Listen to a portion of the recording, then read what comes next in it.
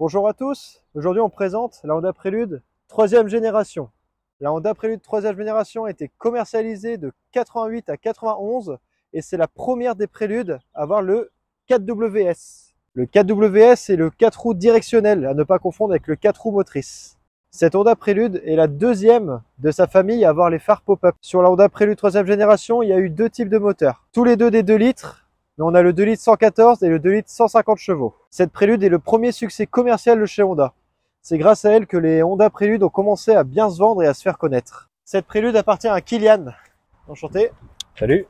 Je te laisse présenter ton véhicule. Donc Honda Prélude de 88, phase 1, Ouais. 2 litres injection. Ça fait à peu près 150 chevaux. Dans mon cas, elle a 420 000 km, donc il doit y avoir un peu moins de 150 chevaux. Elle a 420 000. Ouais, elle a Oh 420 000 km.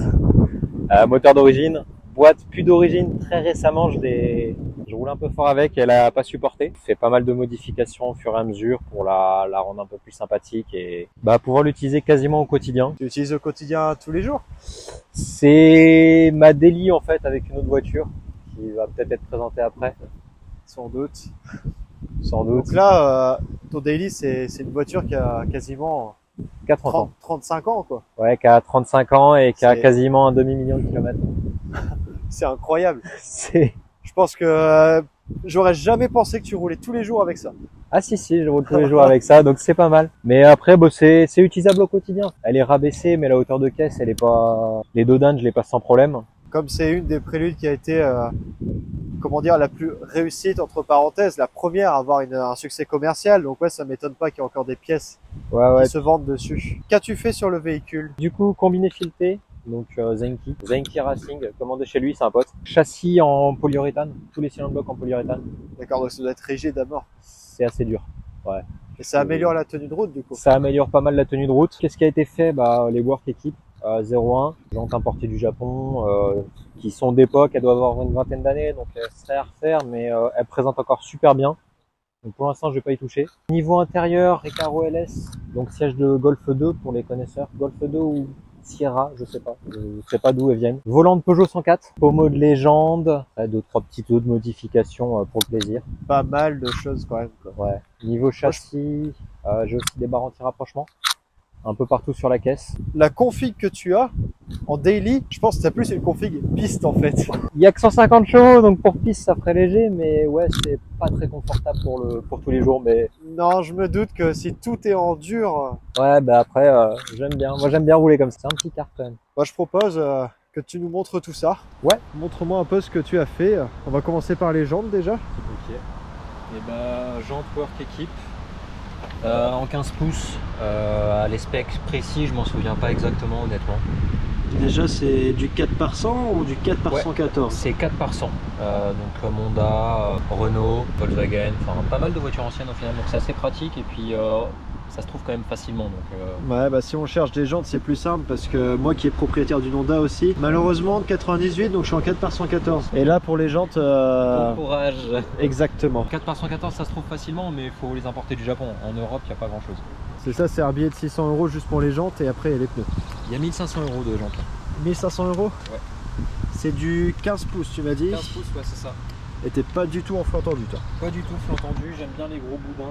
Sur les voitures anciennes, je trouve que ça fait un peu plus joli. Surtout qu'on va dire sur tout ce qui est rigide dans ta voiture, ce serait peut-être bien de garder les pneus normales pour Ouais, un minimum de confort. Ça fait un petit peu de confort, c'est pas plus mal. Donc après, en termes de modification extérieure, bas de caisse de MB6 qui ont été rajoutés. Donc ça tient, mais bon, quand on connaît, ça se voit quoi. Ouais, Ça se voit que c'est pas d'origine, mais je trouve que ça habille et puis ça complète un peu la ligne avec la lame avant et la lame arrière. Parce que sinon, faut imaginer qu'il n'y a pas du tout ça et ça fait vraiment bizarre. Enfin, ça fait, je sais pas, il y a un gros trait noir qui passe en dessous, il se coupe en plein milieu, il reprend à la fin. Ça faisait bizarre. Ça fait un peu contraste et puis ça rappelle le noir. C'est pas mal.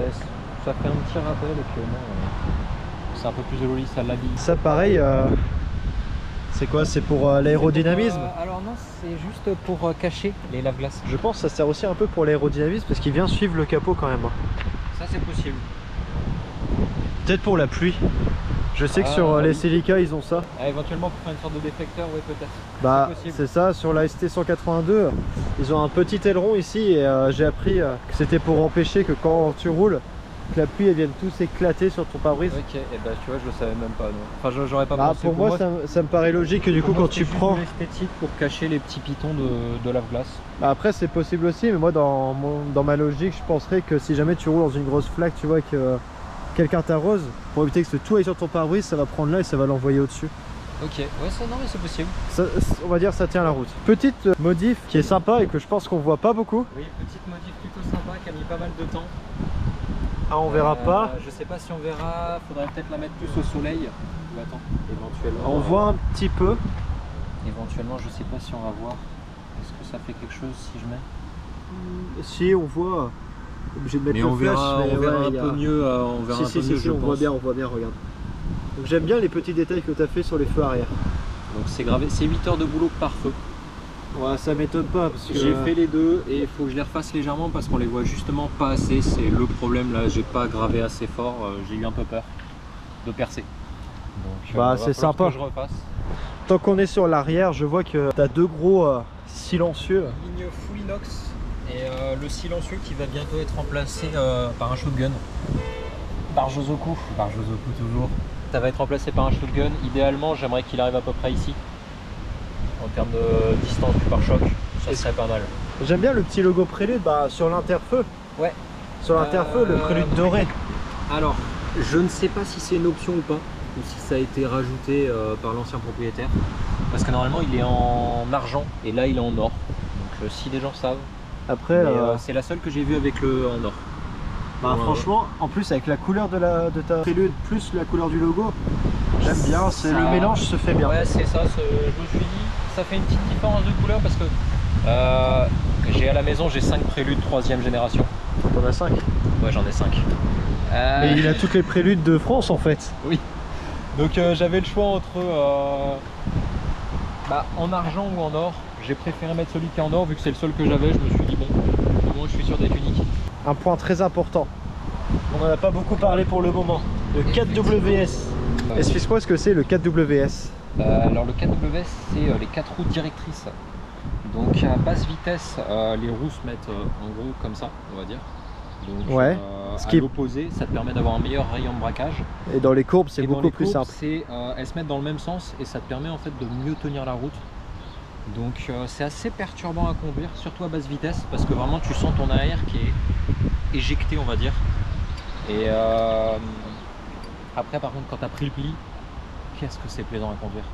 La direction elle est d'une précision, c'est très smooth, c'est génial à conduire. Petit détail sur le 4WS de la 3e génération, c'est que c'est un mécanique, ouais, c'est ça? Il est mécanique, contrairement à la 4e et la 5e génération. Qui est électronique et du coup qui tombe en panne. Ouais, généralement elles sont tous chantées. Alors que là c'est mécanique, donc avant de tomber en panne, il y aura d'autres choses qui sont tombées en panne. Bah, déjà petit détail, c'est quasiment 450 000 et ça marche encore. Oui ça marche encore et je sais même pas s'il y a eu des choses qui ont été changées au niveau de la direction, mis à part les rotules. Bah, montre-nous un petit peu le fonctionnement. C'est plutôt fiable. Donc là on peut voir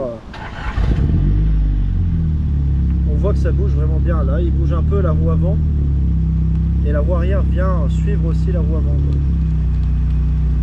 C'est impressionnant et ça doit être flippant à la fois. Ah, clairement c'est choquant. Non c'est vraiment pas mal à conduire, c'est très différent. C'est très différent de tout ce qu'on peut trouver. Tu tournais à peine la roue avant? Ouais. Que l'arrière il suivait directement? Ouais, il suit direct, donc je pense que tu dois avoir la sensation de perdre le châssis justement. En fait tu as l'impression de perdre, en fait tu as un peu l'impression de drifter alors que tu ne driftes pas du tout, donc c'est assez particulier. Après les Mégane et Mercedes actuels qui se revendiquent d'avoir inventé ça n'ont rien inventé du tout. Ça fait 35 ans que ça existe chez Honda, ça fait une trentaine d'années que ça existe chez Mazda. Donc voilà. Tout est dit. Tout est dit. Les Japonais toujours en avance. Ah bah ça. Au niveau de l'intérieur, qu'est-ce que tu as fait? Alors niveau intérieur, donc la première modification que j'ai faite, c'est un volant de Peugeot 104. Avec le contour en bois, du vrai bois du coup. Du vrai bois, un vrai Louisy d'époque. Oh c'est agréable au toucher. Pour tous ceux qui veulent des vols en bois et qui n'ont pas de budget pour un hardy, c'est l'idéal d'occasion. Je l'ai payé une quinzaine d'euros, honnêtement. Ah oui. Et il est en excellent état. Hein. Ah bah pour 15 euros, oui, je veux bien te croire. C'est de la vraie bonne qualité, on peut essayer de le plier, il va pas se plier. Hein. Donc sortie d'origine sur les Peugeot 104, donc je lui ai mis, ça lui allait extrêmement bien, donc j'ai laissé. Je confirme, je valide ton choix.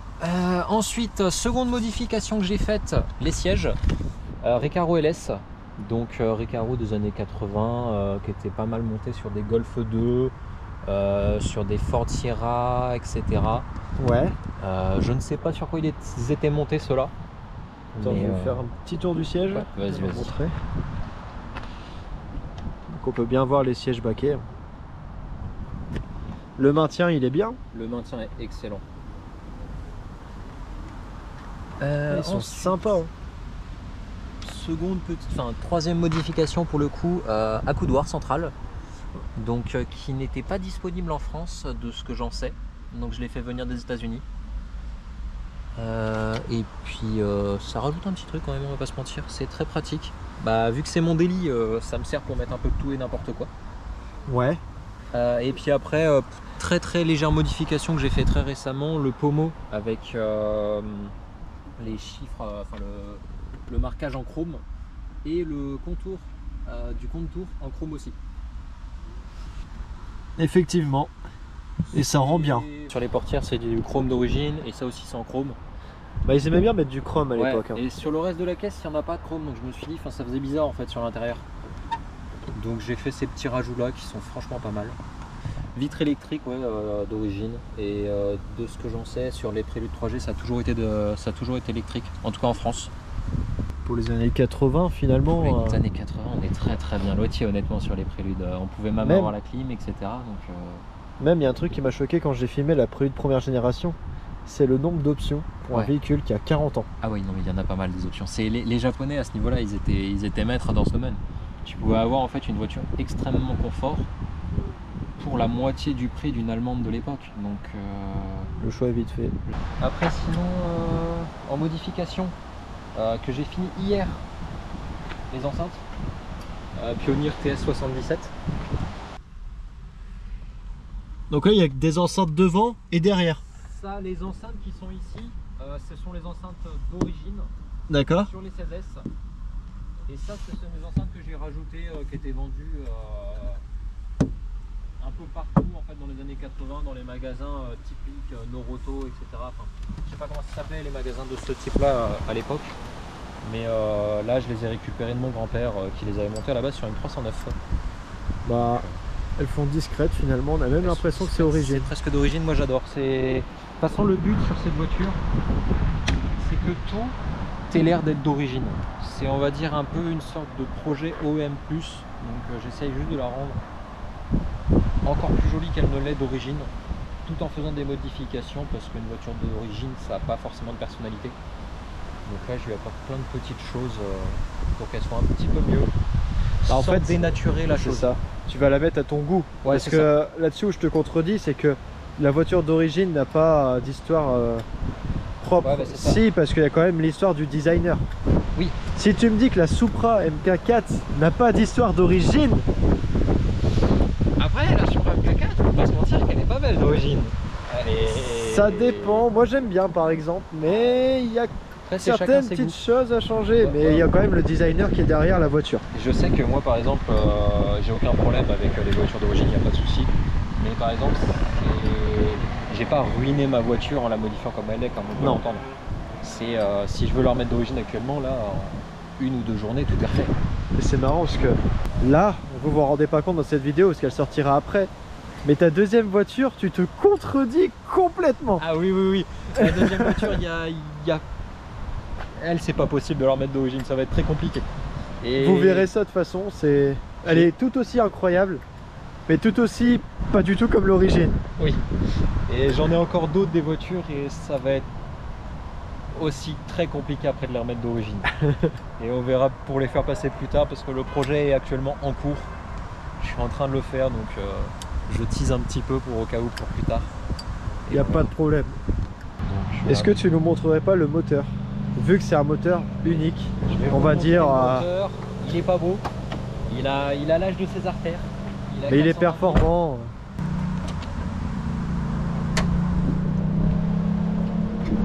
Donc, Ouais, il a 450 000, faut se le dire. Mais il est pas non plus... Alors après, à savoir que là, le moteur, je l'avais quand même sorti quand j'ai acheté la voiture. Et j'avais refait tous les joints. Par contre, j'ai fait, on va dire, l'erreur de me précipiter et juste de le nettoyer avec du dégraissant. Donc il était devenu très très joli, mais je ne l'ai pas repeint, le moteur. Ah oui. Donc en fait, ça ne se voit pas que j'ai bossé sur le moteur. Et c'est un peu dommage. Mais du coup, pour le coup, sur le moteur, ligne complète en inox. Ouais, je viens de le voir, le collecteur. Ouais, c'est la même marque que le silencieux, c'est RS. non, pas Oh, du il tout. est un peu Je n'ai chaud. Aucune idée de la marque, de ce que c'est, je ne sais pas du tout. Parce que normalement, il n'y a que OBX qui en faisait, des collecteurs inox pour la Prélude 3G. Et c'est pas un OBX. En tout cas, il ressemble pas aux OBX qui sont faits actuellement. Il y a un truc qui me fait dans ton moteur, c'est le labyrinthe pour l'air. Ah oui, c'est... Alors, elle est énorme. Cette admission d'air est incroyable, honnêtement. Donc là, il y a une petite réserve d'air pour quand on monte dans les tours. Il y a une seconde réserve d'air pour quand on monte dans les tours pour donner un second souffle au moteur. Et là, il y a la vraie prise d'air qui est juste là, en fait. Donc il y a 3 prises d'air.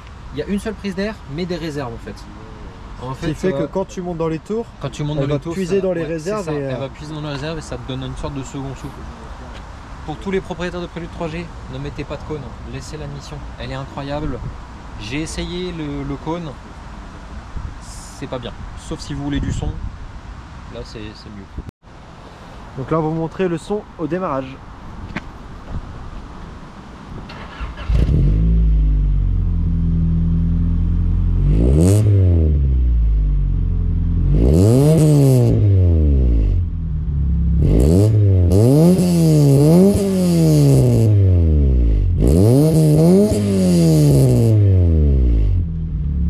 C'est vachement aigu.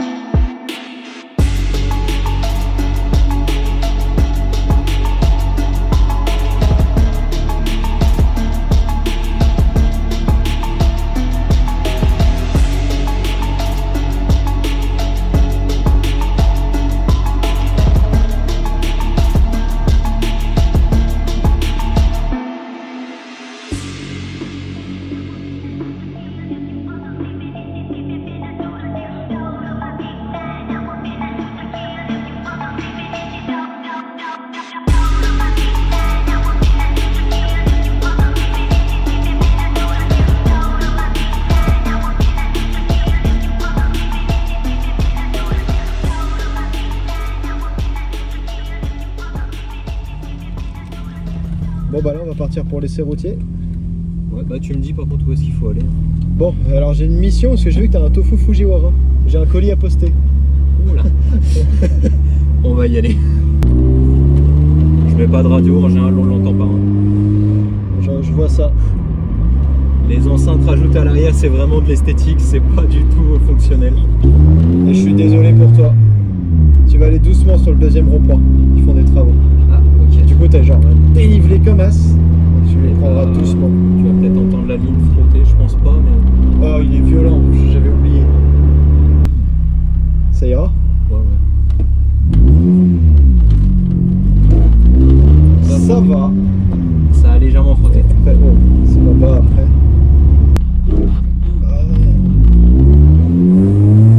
Ça frotte un peu. Oh.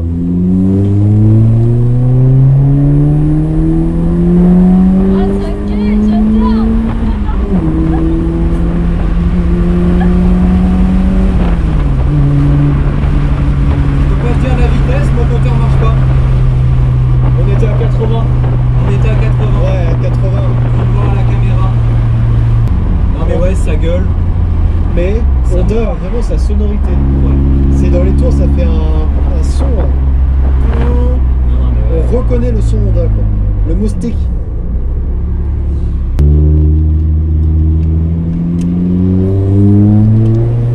Je sais pas si tu le sens, C'est ce que j'allais te dire. On le sent.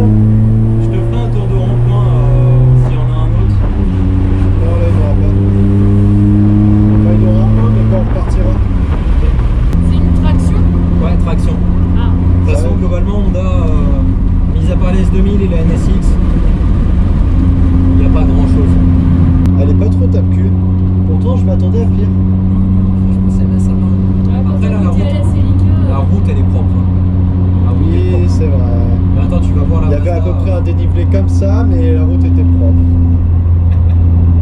Bon, c'est fun à conduire. Ah oui, en plus elle a bien les formes carrées d'époque, les phares pop-up, elle a tout pour plaire. Elle a tout pour plaire. Si vous voulez voir une prélude vraiment basse, en prélude 3G en France, il y a l'Exlude sur Instagram ou le Puzzle EK. D'accord, je mettrai les liens en aussi. description et ça apparaîtront dans le coin à peu près. Ouais. Est-ce que je vais réussir à contrôler ma caméra là? J'aime bien comment tu passes les vitesses, c'est vraiment à la petite... Ben, c'est du Honda, donc c'est très smooth. Il n'y a pas besoin d'être comme sur certaines voitures où tu mets tout ton poids pour passer la vitesse. C'est pas une BM. C'est vraiment... tu fais avec deux doigts, quoi. Je vais te faire un petit tour de rond-point. Normalement, là, on va bien le sentir, le KWS. Oh waouh, ah oui.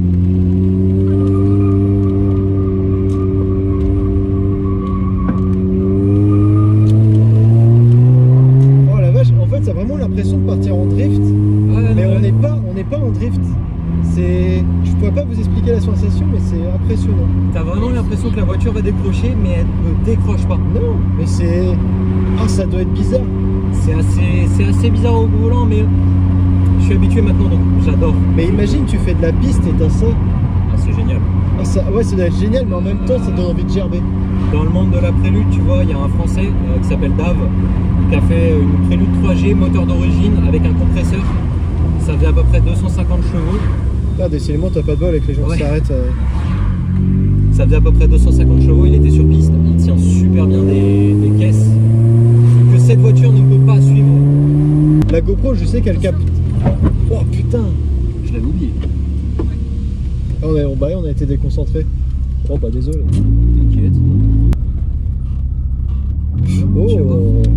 C'était bien géré.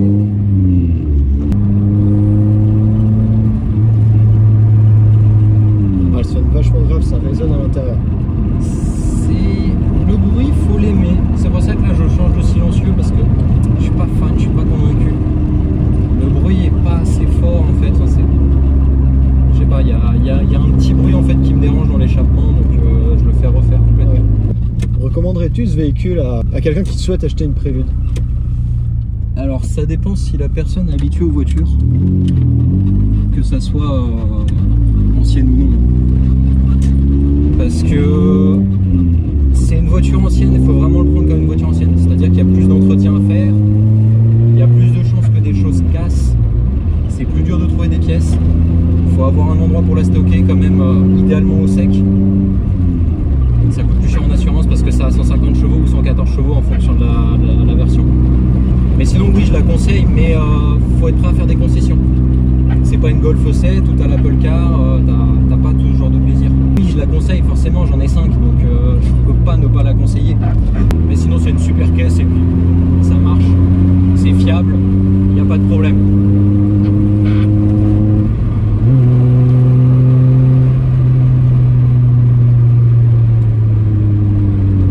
Oh zut, on est déjà arrivé à la fin. Bon bah voilà pour la fin de cet essai de cette magnifique Prélude 3G. Kylian, je te remercie de m'avoir prêté ton véhicule pour l'essai. Pas de soucis. En espérant voir la suite du projet, même si je pense que t'es pas grand chose en soi à rajouter. Moi aussi. Ça me fait peur. Moi aussi, il y a des choses qui vont être magnifiques.